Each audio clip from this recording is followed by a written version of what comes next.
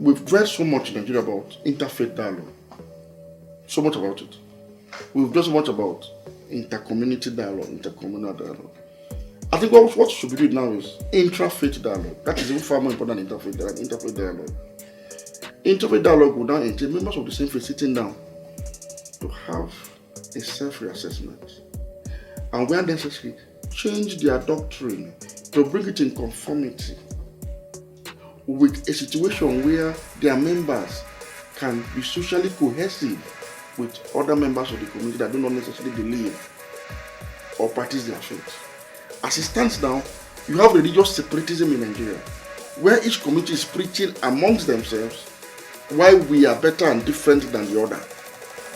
So what we need now is intra-faith dialogue, that is, where we'll be told in-house why we are the same with the others and why we are one with the others, using evidence from our holy books, using evidence from our doctrines, using common sense and logic to say, look, hey, members of this congregation, we are the same with these people. Relate to them without inhibitions. Love them. And if it comes to election, for instance, or deciding who to lead Nigeria or any community, choose among the best only. It doesn't matter the religion the person practices or does not practice at all. Because you know why? Our holy book in Nigeria, in terms of governance, should be the Constitution, not the Quran, not the Bible.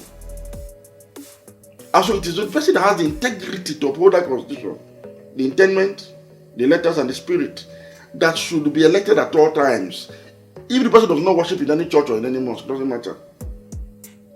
So we need this kind of dialogue in-house. So I'm recommending that we need to put in place intra-faith dialogue platforms that will tell members of the same faith some home truths, some hard home truths about how to now relate with others for the purposes of social cohesion and peaceful coexistence in a multicultural or generally a plural society such as Nigeria.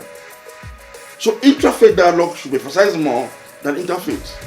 Interfaith dialogue has become a dressing arena where photo ops just takes place and everybody goes home, while still holding strongly to that which is preached in-house. So what we need now is interfaith dialogue. Members, and I'll put it simply to you. Interfaith dialogue should be led by Muslims, for instance, who believe that they are the same with Christians. Should begin to lead within the Muslim community. Say, look, hey, we are one and the same with these people.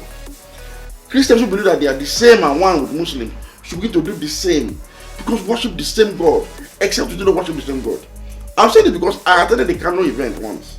It was supposed to be an interfaith dialogue between Christians and Muslims. I was invited as a Muslim. We had cardinals there, we had bishops there, we had imams there. And then one of the speakers, one of the conveners, or rather co-conveners, came up and even denounced the very essence or the very idea of the concept of Abrahamic faith. You know, Abrahamic faith is a concept that unites Jews, Muslims, and Christians as belonging to the same heritage in Father Abraham. A particular religious leader denounced this very concept and said there's nothing like this. It's either you are this or you are not. In an interfaith dialogue session. So you see, that's what a person needs to be taken back home and be tutored properly. To tell him that, for example, you can't be a Muslim without first being a Christian. And being a Muslim is as good as being a Christian. Because you cannot be a Muslim without being a Christian. And that is how I identify. That is my ideology, my religious orientation. So we need this kind of dialogue within, in-house, so that you now begin to judge your fellow citizen by the content of their character, their levels of integrity, your shared political and economic interest, and not their religion or ethnicity, so that we have progress.